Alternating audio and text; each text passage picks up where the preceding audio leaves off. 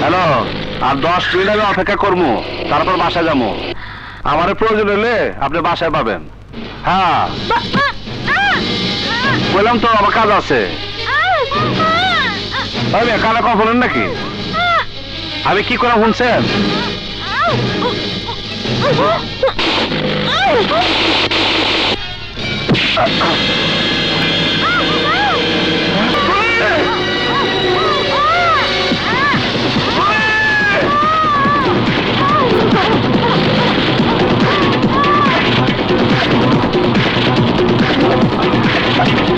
থামো।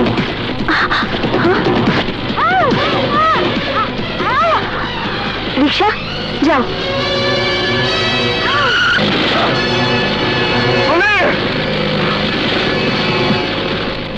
আয় আয়, আজ তোর বোঝা বুঝাইতে আছে। এদিকে আয়।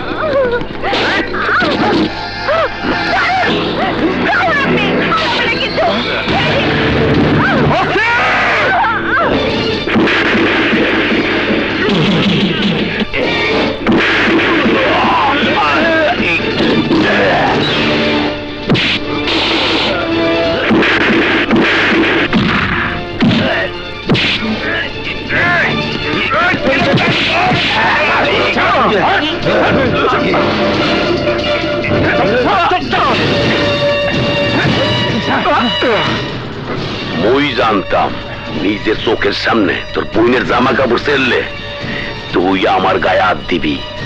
কর্তব্যরত অবস্থায় পুলিশের ওসির গায়ে হাত দিলে কি হয় তা তো কোনো সময় টের পাও নাই। এইবার পাবা রমেশের বাপকে খুন করার সাজা, এইবার পাবা। খবরদার আমার চাইতে দে, নয়তো তোর পরিণতির জন্য তোরাই দায়ী থাকবে। ও মনে ন লাভ পাইছো, তোমার সারিয়া দিমু। সারিয়ে দিলে কি করবি? কি করবি তুই? কি করবি?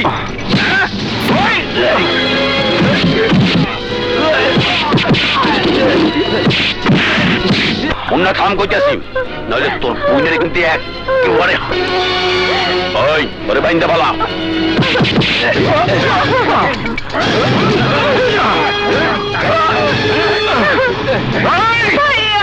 আমার সারা দে।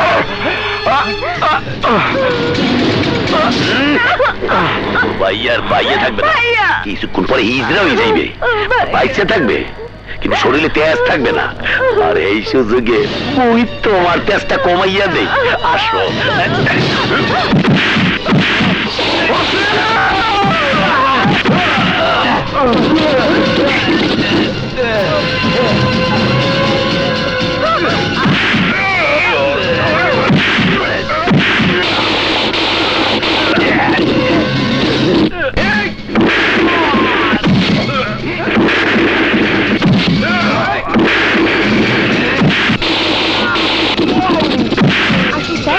আসুন। এসব কি হচ্ছে এখানে?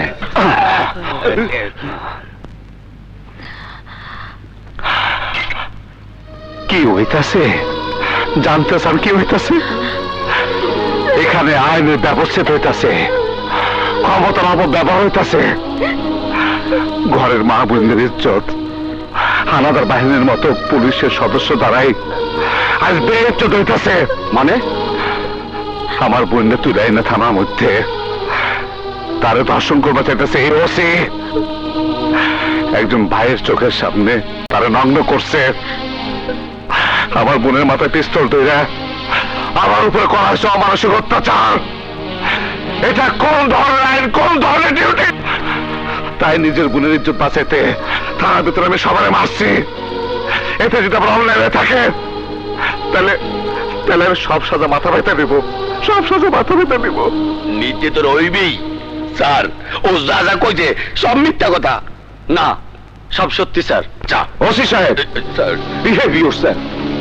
গায়ে আইনের পোশাক আছে বলে সে আইনের যেভাবে খুশি সেভাবে ব্যবহার করার রাইট আপনার নেই ওসি সাহেব। You are suspended. আর সেই সাথে যারা তার সাথে এই ক্রাইমে সহযোগিতা করেছে তাদের সব কটাকে আমি সাসপেন্ড করছি। স্যার এটা কইলেন কি? হাবিলদার নাসির। Yes sir. হেডকোয়ার্টারে ফোন করো। জি স্যার। আমি কথা বলবো। মুন্না, তুমি তোমার বোনকে নিয়ে যেতে পারো। ধন্যবাদ স্যার, প্রয়োজন হলে আমার রাখবেন। আমার ডাকবেন। অবশ্যই, পুলিশ ডিপার্টমেন্টের পক্ষ থেকে আমি দুঃখ প্রকাশ করছি মুন্না। ওদের সবাই যাতে যথাযথ শাস্তি পায় সেই ব্যবস্থা আমি করব। ধন্যবাদ স্যার, আর আপনারও ধন্যবাদ কমিশনার স্যারের এই জায়গায় নিয়ে আসার জন্য। আসসালামু আলাইকুম। ওয়ালাইকুম আসসালাম।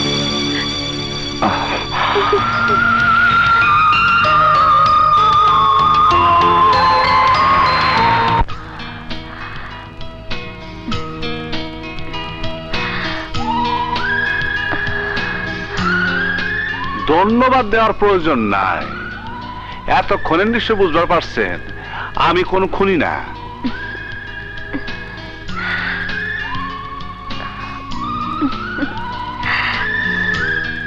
আমি নিজে অন্যায় করি না, অন্যায়ের প্রশ্রয় দেই না।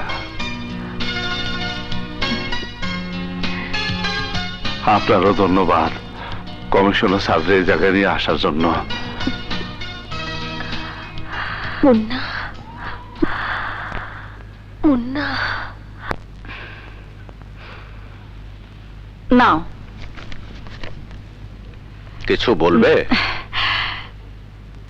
বলছিলাম কি, তোমার ছেলেকে একটা লাল টুকটুকে মেয়ে দেখে বিয়ে পড়িয়ে দাও, তাহলেই দেখবে ছেলে আর ঘর থেকে বেরোচ্ছে না, আর নতুন কোনো ঝামেলাতেও পড়ছে না।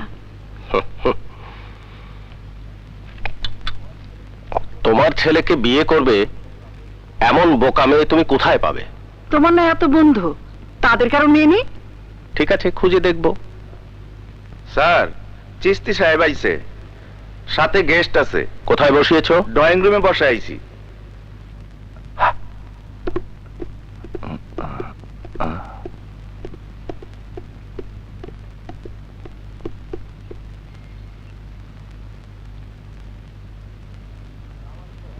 আসসালামু আলাইকুম। ওয়ালাইকুম আসসালাম, বসো। মুস্তাক, ওনার সাথে হয়তো তোমার পরিচয় নেই, কিন্তু নাম অবশ্যই শুনেছ। ওনার নাম রশিদ খান। দোয়া করবেন। খান সিন্ডিকেটের রশিদ? জি। হঠাৎ এত বড় মানুষকে নিয়ে আমার বাড়িতে কেন চিস্তি? আমি উনাকে সাথে করে নিয়ে এসেছি, প্রয়োজনটা আমারই। কি ধরনের প্রয়োজন? প্রতিবারের মতো এবারও আপনি সোয়ারিঘাটে ডাক নিয়েছেন, আর ওই এলাকায় আপনার হুকুম ছাড়া কোনো কাজই হয় না।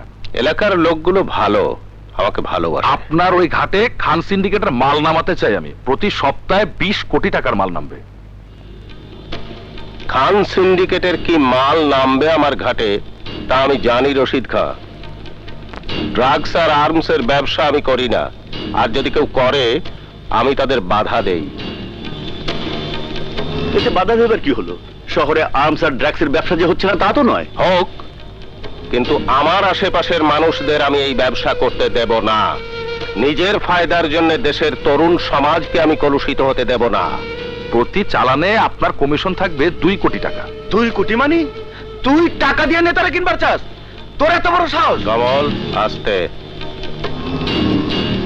চিশতি, খান সাহেবকে নিয়ে সসম্মানে আমার বাড়ি থেকে চলে যান। টাকা দিয়ে যে আমাকে কিনতে চায় তার সামনে বেশিক্ষণ বসে থাকার রুচি আমার নেই। প্লিজ, শেষবারের মতো ভেবে দেখুন মোস্তাক সাহেব। আমার ভাবনা শেষ রশিদ খান। আপনি হয়তো জানেন না, যে কাজ করতে আমি আমার আত্মার সমর্থন পাই না সে কাজ আমি কখনোই করি না। আমার ঘাটে কোনো ধরনের ড্রাগসের ব্যবসা আমি হতে দেব না। আর হ্যাঁ, সে ব্যবসা আমি আপনাকেও করতে দেব না। তাহলে চলুন চিস্তি সাহেব, যাওয়া যাক। মুস্তাক, আমি তোমার ভালো চাই বলে। চিশতি, আমাকে বোঝানোর চেষ্টা করো না। ভবিষ্যতে এ ধরনের নোংরা লোকজন নিয়ে আমার বাসায় আসলে তোমার পার্টির সাথেও হয়তো আমার পক্ষে কাজ করা সম্ভব হবে না। I am sorry Mustaq, I am really sorry. চলো। কমল, স্যার, ঘাটের লোকদের সজাগ করে দে। খান গ্রুপের কাউকে দেখতে পেলেই